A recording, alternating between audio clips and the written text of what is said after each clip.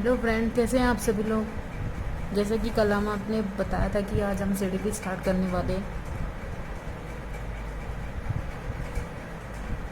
तो इसलिए हम इसको इसी तरीके से पढ़ाएंगे जिस तरीके से आप लोगों के क्वेश्चन पूछे जाते हैं। और जो जिस टॉपिक से भी क्वेश्चन पूछे जाते हैं हम सिर्फ वही टॉपिक पढ़ाएंगे, जिससे आप लोगों को 30 में से कम 25 मार्क्स आराम से मिल जाए। लेकिन इस वीडियो को इतना देखना कि अगर वो आपकी एक बार समझ नहीं आ रही है तो दोबारा इसको पढ़ना। अगर फिर भी समझ नहीं आ रहे तो फिर हमें बताना कि इसमें क्या प्रॉब्लम है। आप अपने प्रीवियस क्वेश्चन भी पढ़ के देखना, उनको देखना कि वो सॉल्व हो रही हैं या नहीं हो रही है। जो भी टॉपिक पढ़ाया जाएगा उससे रिलेटेड क्वेश्चन पढ़ना, क्योंकि हमारा आज का टॉपिक है विकास एवं वृद्धि। इसको हम उसी तरीके से पढ़ाएंगे क्योंकि इसके कुछ सिद्धांत पूछे जाते हैं। सिद्धांत आपको हर पेपर में मिलेंगे। अब ये तो क्वेश्चन नहीं पूछा जाता है कि विकास किसे कहते हैं, वृद्धि किसे कहते हैं। ये एक नॉर्मल चीज़ होती है जिसको आप लोगों को सभी को पता होता है। नहीं पता होता है तो हम थोड़ा थोड़ा फिर भी बताएंगे, लेकिन जिस तरीके से क्वेश्चन पूरा किए जाते हैं सीटेट करता है उसी तरीके से क्वेश्चन करेंगे। और पूरा चैप्टर कंप्लीट करने के बाद जैसे विकास एवं वृद्धि करेंगे, उसके बाद फिर हम कुछ थ्योरी पढ़ेंगे, बीच में कुछ इम्पोर्टेंट टॉपिक ही उठाएंगे हम इसके लिए। फिर हम उनसे रिलेटेड क्वेश्चन करेंगे, MCQ क्वेश्चन बीच में। और इसी के साथ साथ बीच में कुछ EVS के भी हैं जो शॉर्ट नोट है, जिससे आधार पे आप लोगों को काफ़ी बेनिफिट हो सकता है इसमें। और उससे रिलेटेड जो भी क्वेश्चन होगा वो भी पूछेंगे। इसलिए ज़्यादा अगर सेशन पसंद आता है तो सबको शेयर भी कीजिएगा, ताकि पेपर भी आ रहा है वो लोग भी अपना रिविज़न कर सकें इन चीज़ों से।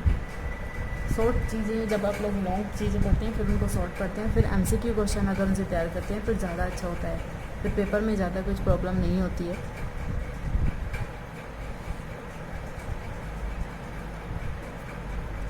क्योंकि अभी तक डेट वही है उसकी। और इसी के साथ एक इन्फॉर्मेशन है, जो UPSC है उसका पेपर भी अभी डेट उसमें आ चुकी है अक्टूबर में, इसलिए उसकी भी तैयारी अगर आप कर रहे हैं तो वो भी कीजिए।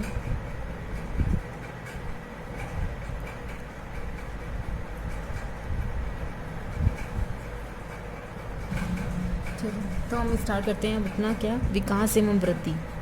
अगर आप लोगों से पूछा जाता है, सिंपली एक परिभाषा में पूछा जा सकता है कि विकास और वृद्धि क्या होती है। विकास वो होता है जो पूरी लॉन्ग लाइफ यानी कि जन्म से लेकर और मृत्यु तक चलती है। और वृद्धि क्या होती है, एक सीमित समय होता है जिसके टाइम होने के बाद वो ख़त्म हो जाती है। इसके लिए क्या होता है, एक सीमित समय होती है जिसको हम देख सकते हैं, उसको नाप सकते हैं, नाप और तोल सकते हैं, जो दिखाई देती है वो चीज़ें क्या होती हैं, हमारी वृद्धि होती है। लेकिन विकास क्या होता है, विकास वो होता है जो जन्म से लेकर मृत्यु तक होता है, लेकिन ना हम उसको माप सकते हैं ना देख सकते हैं, कुछ नहीं कर सकते। लेकिन हमें ये हम ज़रूर समझ सकते हैं किसी भी इंसान को देखकर कि हाँ इसका विकास हो रहा है। जितनी ज़्यादा उसकी मेच्योरिटी होती है उतनी ज़्यादा से हमें पता चल सकता है कि हाँ इस बच्चे का विकास हो रहा है।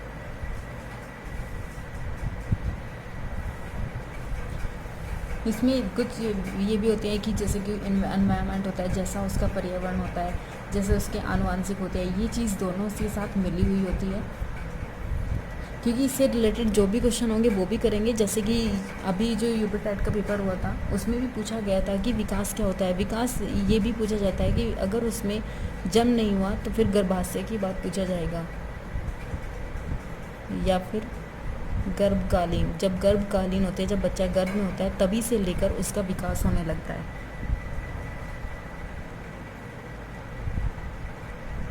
और कभी भी विकास वृद्धि एक जैसी हो सकती है कि वृद्धि में क्या होता है कि बच्चा अगर देखा जाए तो 5 फुट का हो सकता है, 4 फुट हो सकता है, 6 फुट हो सकता है। बहुत सारे इंसान मिलेंगे जो एक सीरीज़ के भी हो सकते हैं। लेकिन विकास में क्या होता है कि हर बच्चे का विकास क्या होगा, सभी का अलग अलग विकास होता है, एक जैसा विकास नहीं होता, एक दूसरे से अलग होता है। चाहे वो दोनों ही एक ही माँ की दोनों संतान होती है या जुड़वा भी होती है, तब भी दोनों का विकास अलग होता है, दोनों की मेच्योरिटी अलग होती है, दोनों के कार्य करने का, दोनों की रुचि भी अलग होती है।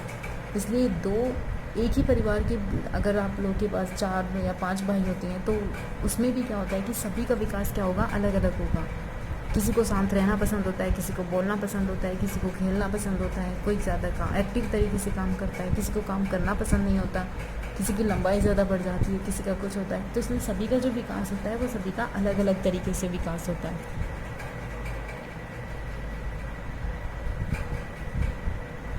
जैसे कहते हैं कि किसी की क्या होती है कि किसी का आकार में परिवर्तन हो जाता है। आकार में परिवर्तन का मतलब होता है कि किसी का भार में परिवर्तन होता है। कोई मोटा होता है, कोई पतला होता है, कोई कैसा होता है कि कोई बहुत लंबा हो जाता है घर में, कोई बहुत छोटा हो रह जाता है। तो इसलिए क्या होता है, आकार में परिवर्तन हो जाते हैं ये। इसके साथ ही अगर ये पूछा जाता है क्वेश्चन में, ये पिछली बार भी आप लोगों से पूछा हुआ क्वेश्चन था कि विकास क्या होता है। विकास में क्या होता है कि वो मात्रात्मक भी होता है और गुणात्मक भी होता है।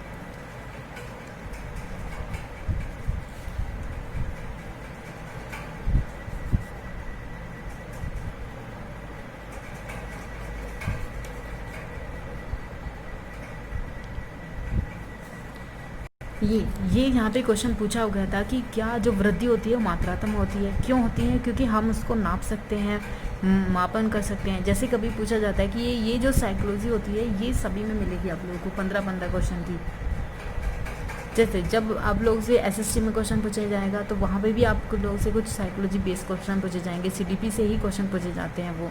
उसके बाद कुछ मैथमेटिक्स में भी क्वेश्चन पूछे जाते हैं। तो उसमें पूछा जाता है कि एक बच्चा है, एक टीचर ने उसके बच्चे की पूरी नाप की है, या फिर कोई रिकॉर्ड बनाया है कि इस बच्चे ने लास्ट ईयर इतने मार्क्स प्राप्त किए थे, इस बार इतने मार्क्स प्राप्त किए हैं, या इस क्लास में ये फर्स्ट आया, इसने इसके अपोजिट इतने मार्क्स प्राप्त किए हैं।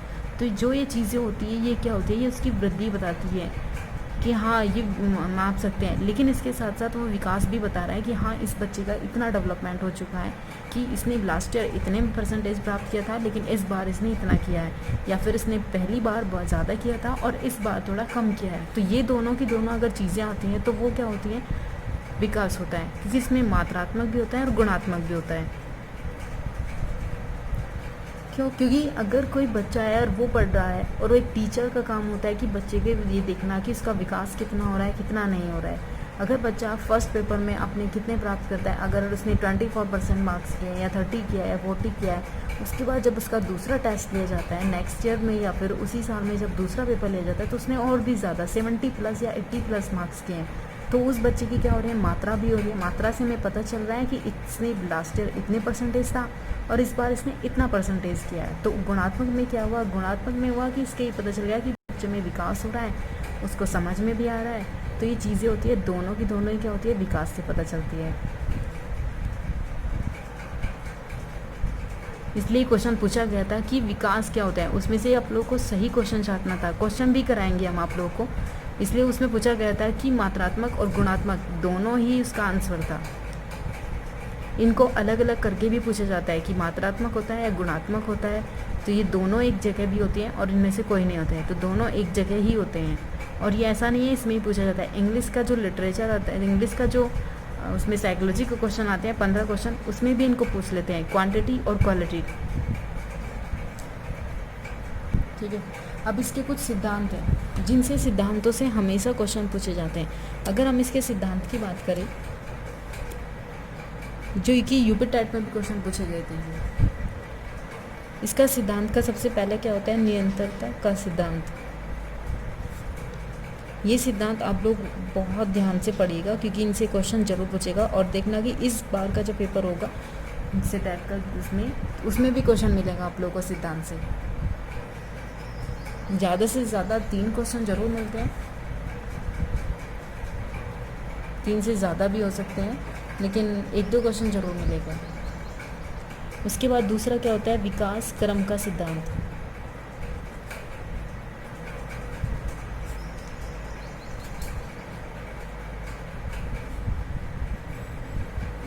उसके बाद होता है व्यक्तिगत विभिन्नता।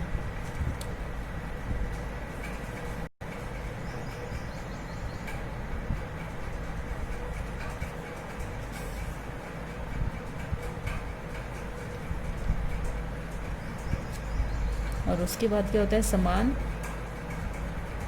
प्रतिमान का सिद्धांत।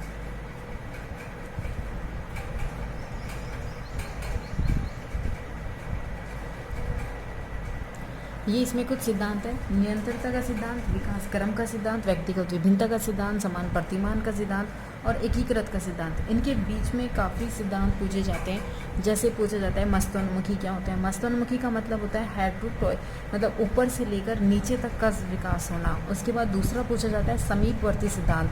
इसमें क्या होता है कि व्यक्ति का अंदर से लेकर बाहर की तरफ विकास होना। उसके बाद ये यहाँ पूछा जाता है कि निरंतरता का सिद्धांत किसे कहते हैं।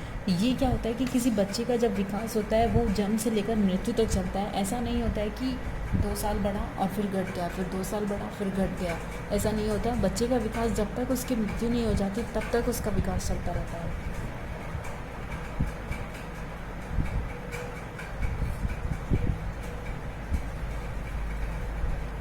इसलिए इसको विकास कभी, हाँ ये ज़रूर हो सकता है कि चलो चाइल्डहुड में बच्चे का विकास थोड़ा कम हो गया, उसके बाद एडल्टनेस में थोड़ा सा ज़्यादा हो गया, एडल्टहुड में थोड़ा कम हो जाता है। बच्चे का सबसे ज़्यादा विकास और सबसे ज़्यादा जो ग्रोथ होती है वो कहाँ होती है, शैशवावस्था में होती है। बहुत तेज़ी से उसकी ग्रोथ होती है उसमें।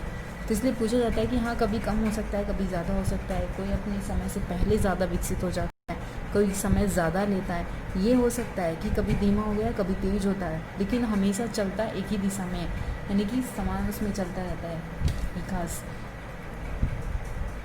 जब तक उसकी मृत्यु नहीं हो जाती तब तक बच्चा विकास करता ही रहता है। उसके बाद दूसरा क्या होता है, विकास क्रम का सिद्धांत। इसमें क्या होता है कि बच्चे का जो विकास होता है वो हमेशा क्रम से होता है। इसमें क्या होगा, जैसे अगर बच्चा होगा, छोटा बच्चा होगा, तो सबसे पहले वो अपने हाथों का मूवमेंट करता है कि पहले रो के बताएगा कि हाँ मुझे भूख लगी है, या फिर किसी और तरीके से बताएगा। अगर उसके साथ में आप खेलोगे तो वो हंसेगा। तो ये क्या होता है, ये फिजिकली मूवमेंट होता है जिसके आधार पे बताता है। फिर वो अपने हाथों के मूवमेंट करेगा, फिर वो धीरे धीरे चलना स्टार्ट करेगा अपने हाथों और पैरों से, फिर बाद में खड़ा होकर चलना स्टार्ट होगा। तो ये मूवमेंट होता है जो हर किसी के साथ एक ही क्रम में होता है। ऐसा नहीं होता कि बच्चा 2 या 3 महीने का और वो पैदल चलना स्टार्ट कर दे। तो सबसे पहले जो चीज़ होती है वही स्टार्ट होती है हर किसी के साथ। तो इसलिए इसको विकास क्रम का सिद्धांत कहा जाता है। सबसे पहले वो छोटे छोटे शब्द बोलता है। अगर माँ बोलता है, फिर बाबा बोलता है, तो बाबा की भी बाबा ऐसा करता रहता है, पूरा शब्द नहीं बोलता। फिर कुछ टाइम लगता है, टाइम के बाद फिर वो माँ पूरा बोलता है, फिर पापा पूरा बोलता है। तो इसलिए आप लोगों ने अपने घर में भी देखा होता है, एक क्रम में चलता है। व्यक्तिगत विभिन्नता का सिद्धांत क्या होता है, व्यक्तिगत विभिन्नता का सिद्धांत होता है कि हर व्यक्ति का जो विकास होगा वो हमेशा अलग अलग होगा। अगर एक ही माँ बाप के 2 संतानें होते हैं, वो जुड़वा भी होती है, तो उन दोनों का डेवलपमेंट यानी कि विकास भी दोनों का अलग अलग होता है। ये चीज़ें पूछी जाती है। उन दोनों का इंटरेस्ट अलग होगा, उन दोनों का खेलने का तरीका अलग होगा, उन दोनों की सोचने की थिंकिंग्स यानी कि काम करने का तरीका, ये सारी चीज़ें अलग अलग होती है। कोई चीज़ को अपने टाइम से पहले कर लेता है, किसी का टाइम तो ज़्यादा टाइम लगता है। किसी बच्चे को पढ़ना बहुत ज़्यादा पसंद होता है और किसी को खेलना पसंद होता है। तो इसलिए हर किसी एक क्लास में अगर आपके पास 10 स्टूडेंट है या फिर 20 है, तो वो 20 के 20 स्टूडेंट में एक जैसी सिमिलरिटी किसी में नहीं मिलेगी, सब में अलग अलग मिलेगी। कोई बच्चा बहुत जल्दी समझ जाएगा, किसी को हम 10 बार भी समझाएंगे तब भी शायद समझ ना आए। इसलिए हमें उसको और किसी तरीके से समझाना पड़ता है ताकि वो समझ जाए। उसके बाद क्या होता है, समान प्रतिमान का सिद्धांत। इसमें क्या होता है कि अगर आप किसी भी जाति के हो या फिर भारत में रहते हो या यूएसए में रहते हो, किसी भी कंट्री में रहते हो, किसी भी जाति से संबंधित हो, अगर किसी का विकास होगा तो वो एक समान उसमें होगा। ऐसा नहीं है कि अगर आप भारत में रहते हो तो आपका शारीरिक, मानसिक, सामाजिक ये सारा विकास अलग तरीके से होगा, और आप यूएसए में रहते हो तो आपका अलग तरीके से होगा। उसका इफ़ेक्ट इतना पड़ सकता है कि आप लोगों का वहाँ का एनवायरनमेंट जो इफ़ेक्ट पड़ेगा वो आप उसी तरीके से डेवलपमेंट करें होगा आपका। और अगर आप इंडिया में रहते हैं और यहाँ का जैसा वातावरण होता है, जैसा एनवायरनमेंट आपको मिलेगा, आप इसी तरीके से आपका विकास होगा। तो ये पूछा जाता है कि अगर व्यक्तिगत विभिन्नताएं क्या होती है, या फिर एक क्वेश्चन में भी पूछ लेता है व्यक्तिगत विभिन्नता से तात्पर्य क्या होता है। तो उसमें उसकी व्यक्ति की रुचि, अभिरुचि, उसकी क्षमता, उसकी सारी चीज़ें उसके साथ एक ही इसमें कन्वर्ट कर दी जाती है, तो वो व्यक्तिगत विभिन्नता होती है। उसका सीखने का तरीका, खेलने का तरीका, उसका सोचने का तरीका, सब कुछ अलग होता है एक इंसान से दूसरे इंसान से। उसके बाद पूछा जाता है एकीकृत का सिद्धांत। इसमें सबसे पहले क्या होता है कि बच्चा, बालक क्या होता है, उसमें क्या होगा कि एकीकृत क्या होता है कि पूरी बॉडी एकीकृत होती है। कि सबसे पहले बच्चा क्या करेगा कि अपने पूरे हाथ को उठाना सीखेगा। अब ये नहीं है कि सबसे पहले वो अपनी इसको काम करेगा, पहले अपना हाथ उठाएगा, फिर उसके बाद उंगलियों का मूवमेंट करता है, फिर छोटे छोटे सामान उठाना स्टार्ट करेगा, फिर अपने अंगूठे का स्टार्ट करता है। तो इसलिए बोला जाता है कि बच्चा अपने छोटे छोटे पार्ट को यूज़ करने लगता है। तो सारा का सारा पार्ट क्या होता है उसका एक ही साथ जुड़ा हुआ होता है।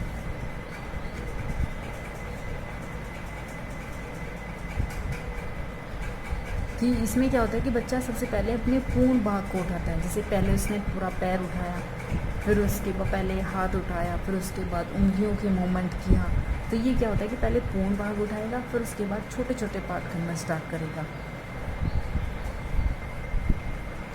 उसके साथ इसमें एक और इम्पोर्टेंट विकास है, उसको बोलते हैं हम स्पाइरल या घुमावदार। घुमावदार ये आप लोगों को बताया, चित्र भी दिखाया जाता है कि एक इसमें एक ऐसा बना दिया जाएगा और यहाँ पे ऐसा चित्र बना दिया जाता है और ये पूछा जाता है कि विकास का इसमें से कौन सा चित्र है। और उसमें साथ साथ एक और आपको ऐसा चित्र मिलेगा ये। अब इसमें ये ज़रूर पूछा जाएगा कि इसमें से कौन सा विकास का सिद्धांत है या फिर इसमें से कौन सा वृद्धि का सिद्धांत है। तो अगर ये चीज़ें घुमावदार होती है, इसीलिए जब भी हम अपना करिकुलम बनाते हैं या बच्चों के लिए प्राइमरी या जूनियर के लिए जो भी हम पाठ्यक्रम बनाते हैं वो हमेशा इसी वे में बनाते हैं। हम कभी इस वे में अपना पाठ्यक्रम नहीं बनाते। क्यों नहीं बनाते? क्योंकि जिससे बच्चे को समझ में आ जाए। क्योंकि विकास हमेशा क्या होता है कि एक घुमावदार स्पाइरल में चलता है, कभी तेज हो गया, कभी कम हो गया, कभी ज़्यादा होता है, कभी नहीं होता, कभी भी वो एक दिशा में नहीं मिलेगा आप लोगों को। ये नहीं है कि हाँ 2 साल का है 4 साल का हो जाएगा तो लंबाई बढ़ गई, हमें दिखाई देगा, एक दिशा में चल रही है। तो ये वृद्धि होती है और विकास कभी भी एक दिशा में नहीं चलता, इसलिए पूछी जाती है चीज़ें। और ये इंग्लिश के जब 15 क्वेश्चन पूछे जाते हैं उसमें एक क्वेश्चन पूछा हुआ है कि जो सिद्धांत होता है विकास का एक सिद्धांत है, इसमें से कौन सा है। तो ये क्या होता है, ये स्पाइरल भी इसमें दिया हुआ था, इसको स्पाइरल बोलते हैं। और ये क्या होता है, लीनियर होता है। लीनियर का मतलब होता है एक दिशा में चलने वाला। और इतना तो मैंने आपको बताया है कि विकास कभी भी एक दिशा में नहीं चलता, वो हमेशा कभी तेज होता है, कभी कम होता है, कभी बहुत तेज़ी से भागता है। और ऐसी एक एडल्टहुड आती है जिसको वृद्धावस्था प्रौढ़ावस्था बोलते हैं, उसमें विकास बहुत कम उससे होता है मात्रा में। तो इसलिए ये चीज़ें आप लोगों को समझ में आ गई होगी। इससे रिलेटेड जो भी क्वेश्चन होंगे वो भी करेंगे। और अगर इसमें कुछ और सिद्धांत या फिर कुछ और चीज़ें बच रही है अभी, जैसे शैशवावस्था है, बाल्यावस्था है, इसमें पूछी जाती है, गैंग एज पूछी जाती है, क्योंकि इसमें कुछ मिलान के क्वेश्चन पूछे जाते हैं। Gang age, play age, school age, ये चीज़ पूछी जाती है। इसको हम अपनी नेक्स्ट वीडियो में पढ़ेंगे, इसलिए इसको बहुत ध्यान से पढ़ेगा, सिद्धांत जरूर पढ़ेगा। और ये भी पता होना चाहिए विकास क्या होता है, विकास दिखाई देता है नहीं दिखाई देता है, उस पर गुणात्मक, आनुवांशिक या पर्यावरण का इफेक्ट पड़ता है नहीं पड़ता है। अगर आप लोग पढ़ रहे हैं तो प्रीवियस क्वेश्चन साथ में लेकर पढ़िएगा इस वीडियो को। इससे रिलेटेड जो भी क्वेश्चन होगा वो भी पूछिएगा, अगर नहीं समझ में आया तब भी पूछिएगा।